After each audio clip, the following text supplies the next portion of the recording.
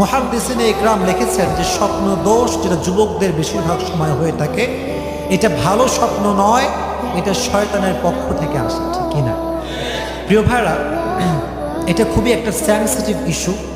অনেকে মনে করতে পারেন যে হুজুর এই বিষয়ে কথা বলছেন, লজ্জা লাগছে। না, লজ্জার কোনো কারণ নেই। এটা আপনাকে জানতে হবে, বাঁচতে হলে জানার দরকার আছে না নাই?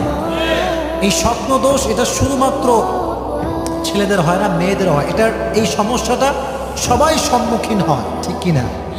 এখন দেখেন প্রিয় ভাইরা, ইসলামের কিছু সলিউশন আছে। ইসলামকে প্রত্যেকটা পর্যায়ে আপনার জানতে হয়, ঠিক কিনা?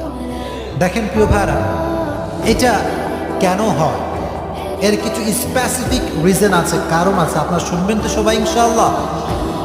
দেখেন, এটা খুব খারাপ একটা জিনিস। ইভেন অনেক যুবক আছে যাদের এই সমস্যার কারণে ফিজিক্যালি তারা অনেক